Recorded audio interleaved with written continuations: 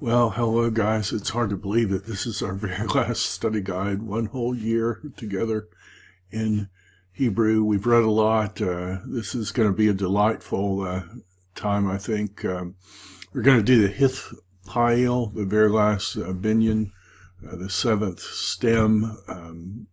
It's fairly straightforward. And we're going to read from the Ten Commandments. So it's going to be a great time together today, and let's dive in.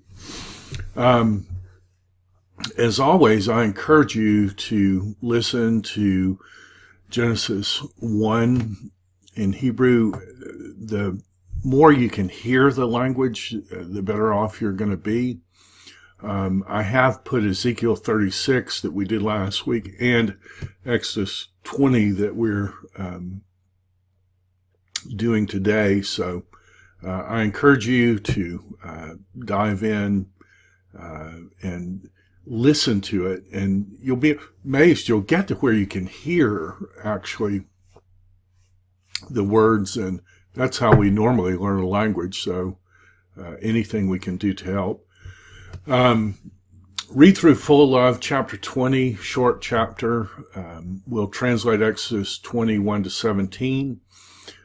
If you need help with difficult grammar, go to Daily Dose of Hebrew. They'll walk you through the exegetical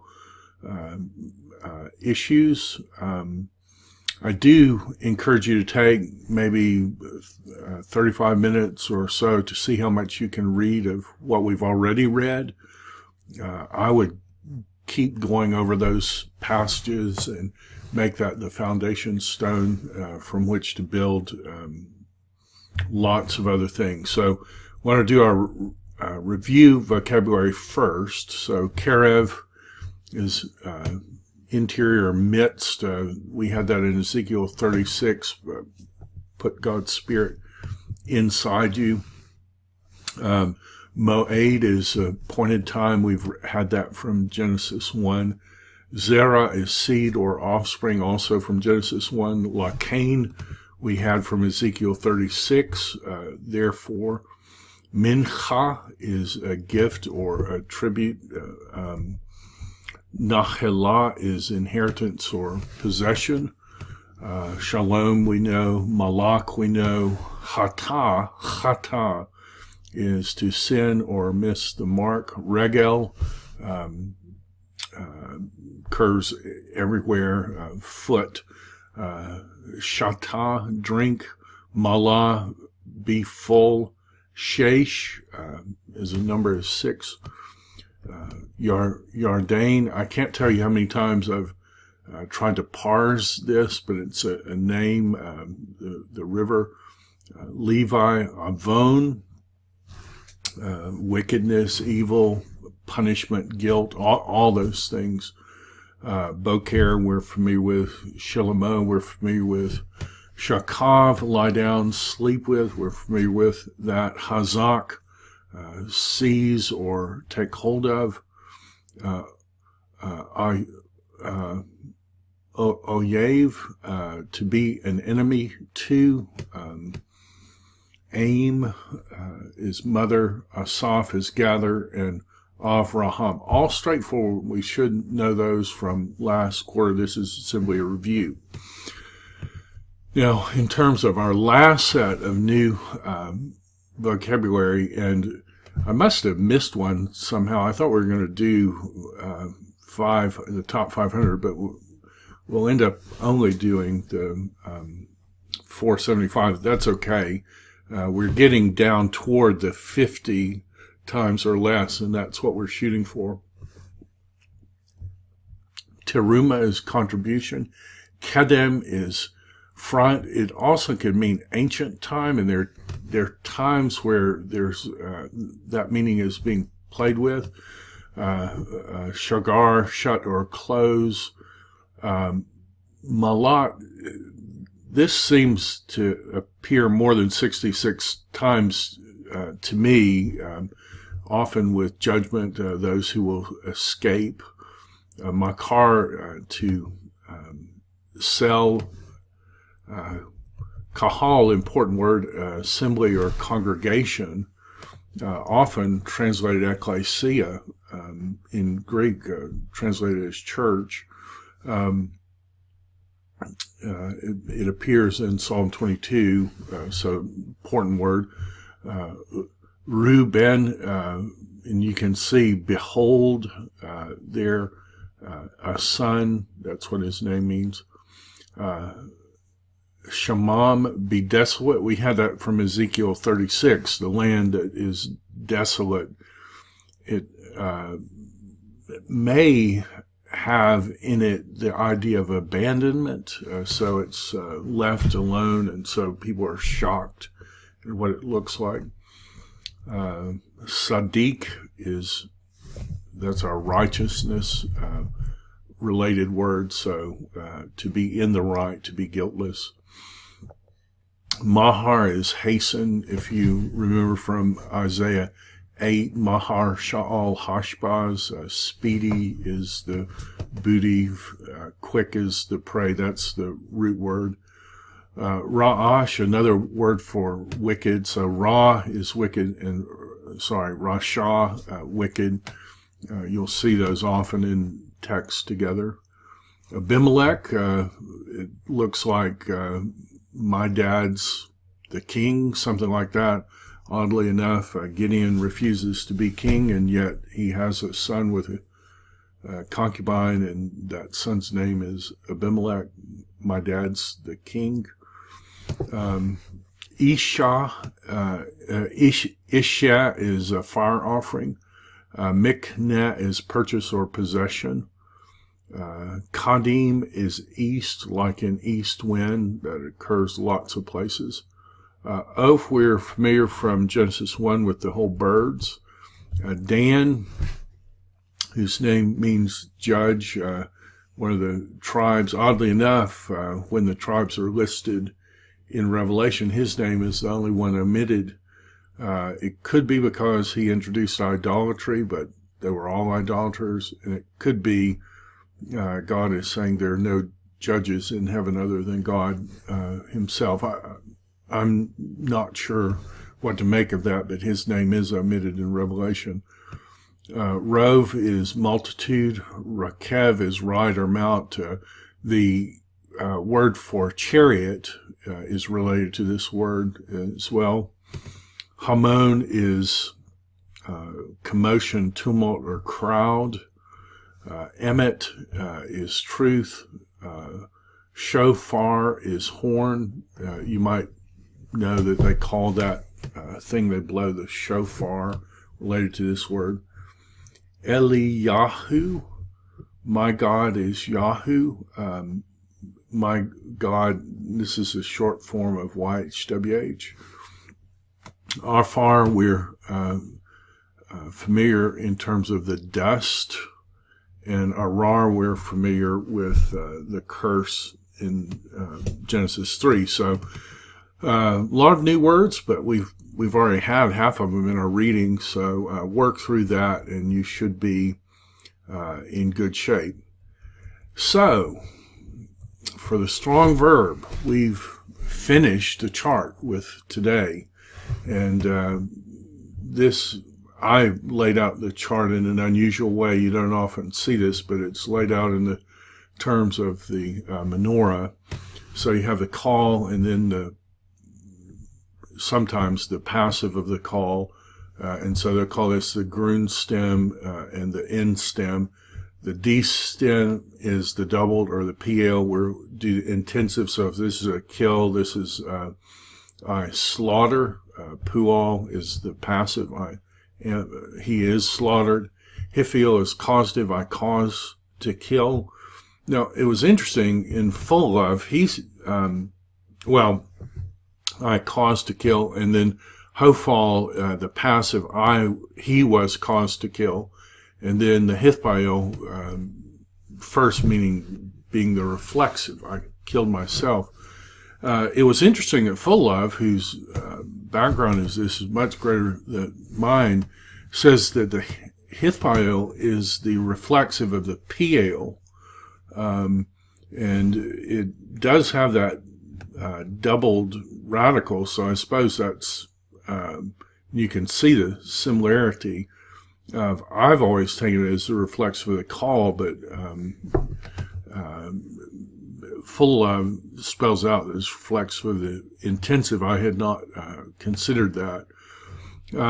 You can see that you have this hith on the front, and then a double dagesh in the middle radical. So that's kind of what you're looking for in the hith bio. And you have the perfect and imperfect, so it goes hith, hith, hith, and then it's yith, tith, just like you would expect.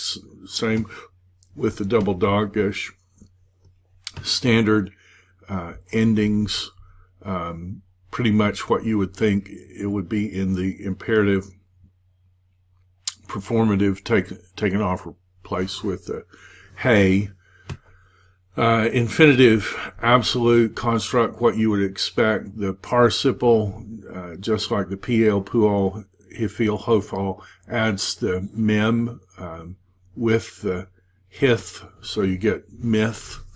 And then the converted imperfect is what you would expect it to be.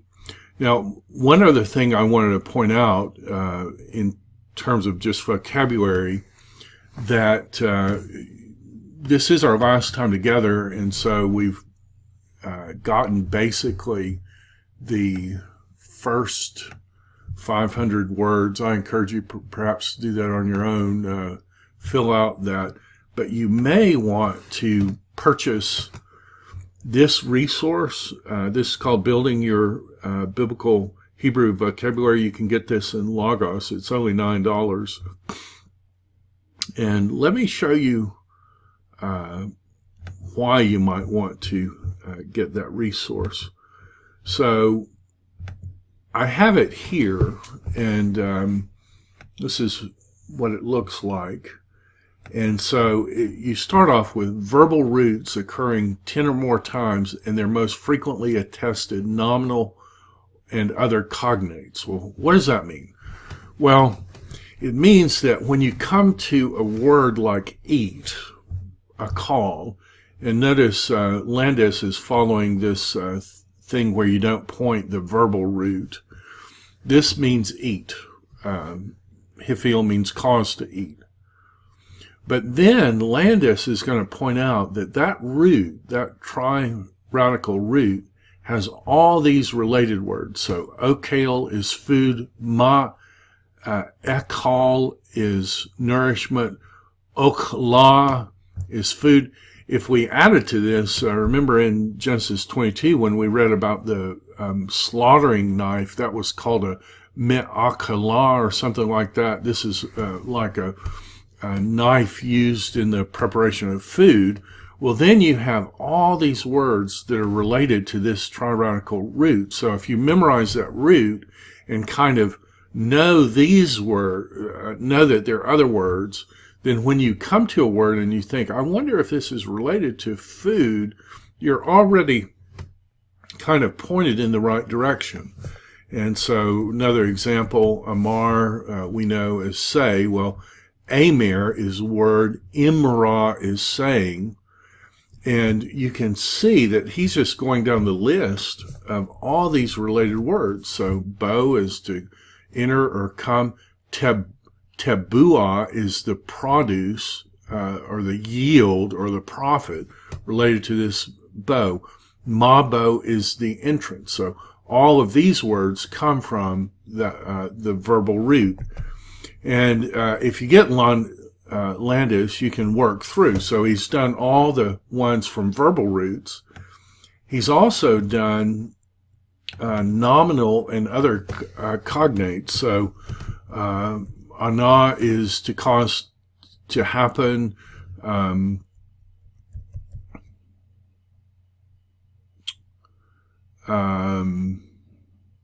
Well, I mean, this is interesting. So, anash is the verb to be sickly.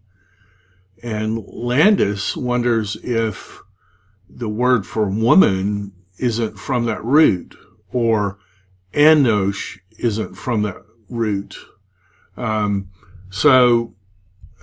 That's new to me, but it points out the that this is a very enriching study when you realize that Hebrew vocabulary is working off these triradical roots, and that all the triradical roots in that are related. So you may want to get this book, Kalal complete, Kol is all, Khalil is entire. And he has not just the nominal roots, he has also the nouns. So, Av, Adon, Ach, Ehad. It's well worth, I think, the $9 that you would spend to get that. And so I've linked the resource here. It'll pull up, and if you want to purchase that, of course, you can also get the hard copy from Amazon. So what we're going to do in terms of our reading is read through Exodus 21 through 17. That isn't the whole chapter, but it's some of the chapter. And what's kind of interesting to me is that if you compare Exodus 20 to Deuteronomy 5, which I've done with this document, you can just look at it and tell that Deuteronomy 5 is repeating these commandments verbatim. And we're just going to scroll down, and you can see that they're the same, not really much difference in all of these. You do have a Kathiv Kareh difference at the end of Commandment 2. But what's interesting is when you get to Commandment 4, there's radical difference in Deuteronomy from Exodus. Exodus has one, explanation for it, and then Deuteronomy spells it out in a different way. Commandment 5 is basically the same. Notice how short 6 is. Don't murder, don't steal, don't bear false witness to your neighbor. And then when you get to the coveting, there's a metathesis where Exodus says, don't covet your neighbor's house, the house of your neighbor. Don't covet the wife of your neighbor. Deuteronomy reverses that order. Don't covet the wife of your neighbor. Don't covet the house of your neighbor or his field. So you've got a metathesis, and then the commandments function the same way. You might, after you read Exodus 20, just go through and see how much you can do of Deuteronomy 5. I think you'll be surprised. So, this is our reading, and it starts off, Elohim Dever Piel, proclaimed, spoke intensively. I think the meaning of that root, I know Full Love says sometimes don't press the Piel, but it is Daver, and it is in the Piel. Elohim Devard in the Piel, all these words saying, I am YHWH, your God, who brought you out. This is the Hifil of Yasah. And notice this is singular. So God is giving you not a corporate reason to obey the law. He's giving you a personal reason. I've personally been good to you. I've loved you with an everlasting love. I've brought you out. I've done this. I've rescued you. And this is how I want you to respond. That's what the preface of the Ten Commandments is saying. So I caused you to go out from the land of Egypt, from the house of slaves, or the house of slavery, or however you want to do that. And there will not be to you Elohim Acharim, other gods upon my face. And Elohim Acharim underlines the fact that Elohim is a true plural. And we think of Elohim as a singular because it's used of the God of Israel so much. But when you have the phrase Elohim Aharim, it shows that this Elohim is a true plural. You will not make for yourself pesel. You will not make for yourself an idol. And any representation which is in the heavens from above. That should be familiar to us from Genesis 1. Which is in the earth from below, and which is in the waters which are under the earth. I think I'm just going to maybe fix this font.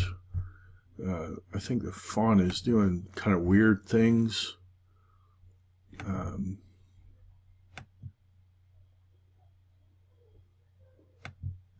Sometimes if you do that SBL font in Word, for some reason it kind of messes up some of the spacing. Well, it says it's let me just shift it to SBL and see if it looks a little better. SBL Hebrew. Let's see if that does any better.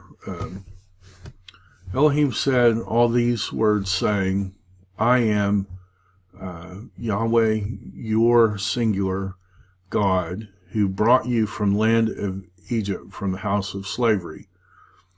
And there will not be to you Elohim Aharim upon my face. So this is not saying before me that, put me first and you can have other things second. This is saying that I don't want to be able to see any other God. And God, who sees everything and knows everything, sees everything, and so no gods but me.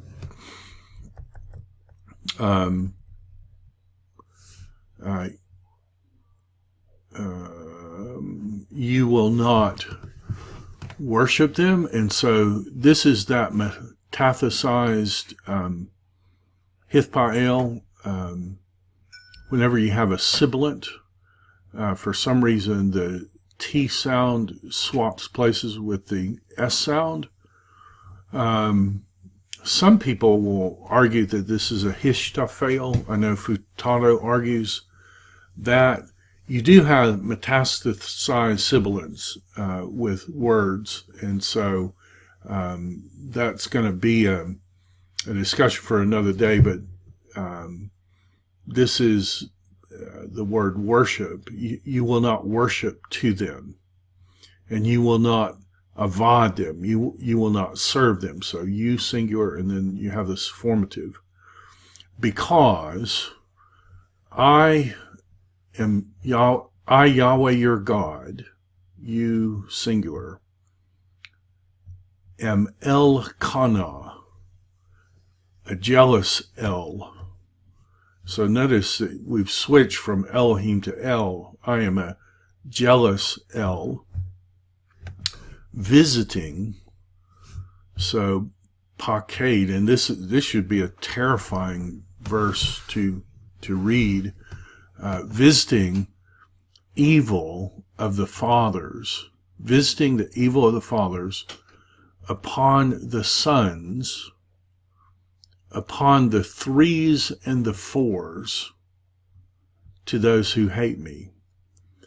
And the way that's going to work is visiting, causing to come back upon, causing evil to come back, the evil of the father. So this is construct on the sons to the threes and the fours to those who hate me.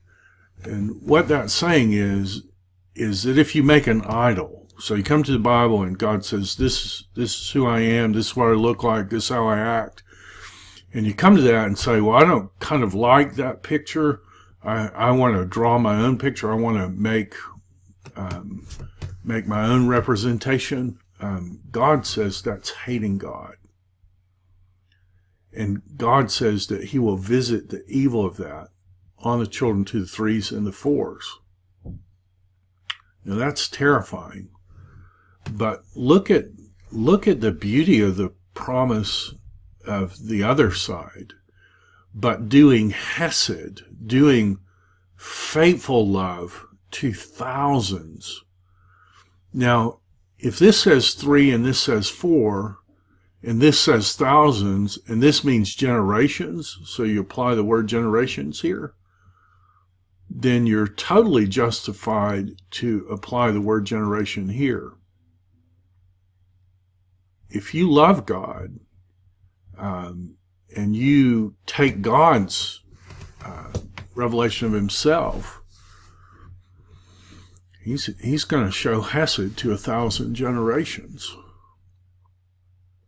Now, in the one hand, that's a great promise, but then you realize we all make little idols, and God says that's hatred. And so I think the purpose of this is push us to Jesus, who doesn't have an idol of God, but who worships and represents God as the God-man, the full representation of God, exactly who God is and what God thinks and what God wants us to think about him. Doing hesed to thousands, to those who love me, and to those who shamar, who keep. And notice this is construct participle, to the keepers of my commandments. So why should you follow the commandments? Well, God's been very good. And it's a way to love God is to keep his commandments. So tremendous promise here.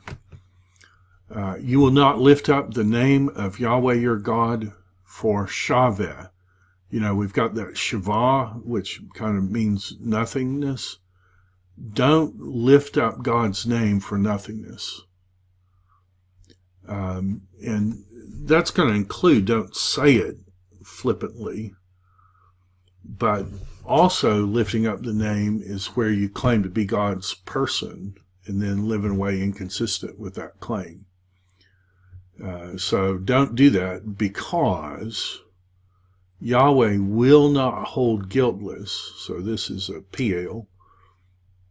Will not hold guiltless the one who lifts up his name for nothing.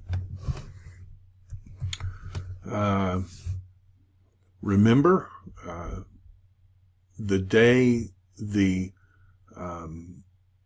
Shabbat, remember the Sabbath day, to Piel, sanctify it. 6 days you will work, and you will do all your workings, and it's singular, so all your vocation or something like that. The 7th day, so notice they're distinguishing between the rest day called Shabbat and the 7th day. And the 7th day you will rest to the Lord. And I think in biblical theology, God set it up so in the Old Testament you work, and then when you'd done everything, you could rest. And then when Jesus rose from the dead on the 8th day, first day of the new creation, now you rest on that day, and it's out of that resting in Jesus that you do true work. And so it's a kind of a menorah-like thing, or an inverted or chiasm, however you want to say it. Same with the Passover, bloody or circumcision, a bloody, painful rite, that initiating rite, that male-only rite that gives way to a bloodless, painless, male and female rite of baptism, because they're looking forward to the same central event of the cross, but one's looking forward to it and one's looking back. So this seventh day is a Sabbath to Yahweh, your God. You will not do any work, you or your son or your daughter or your slave or your female slave or your beast. You don't make a beast work on the Sabbath. Or your sojourner who is in your gates. So don't make anybody work. Because 6 days Yahweh made the heavens, notice that's a dual, and the earth, and the sea, and everything which is in them. God did it all in 6 days. And he knowed, he rested on the seventh day. Therefore, God PL blessed the seventh day, and he PL made it holy. It, and then P. Kavod. So that's a heavy word. This is a PL imperative. Make heavy your father and your mother. Give them glory. Make them weighty.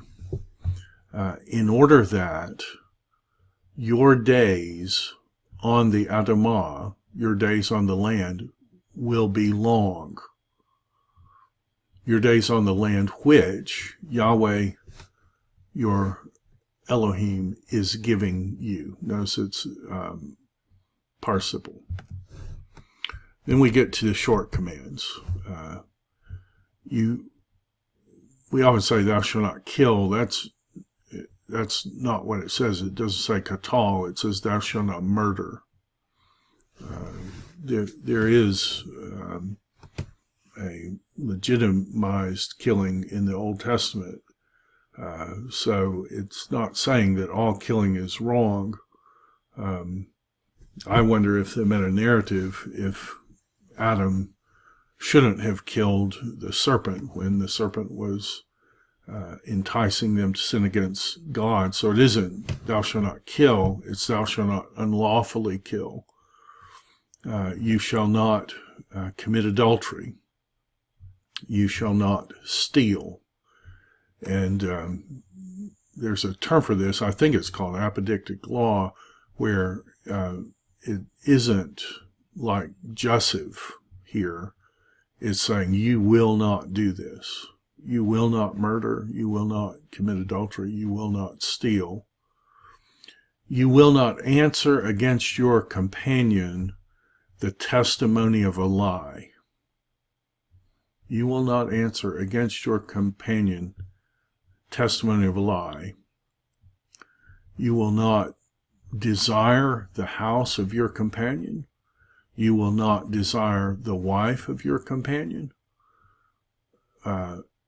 And I think we would say in English, or his servant, or his female servant, or his bull, or his donkey, or anything which belongs to your neighbor, your companion.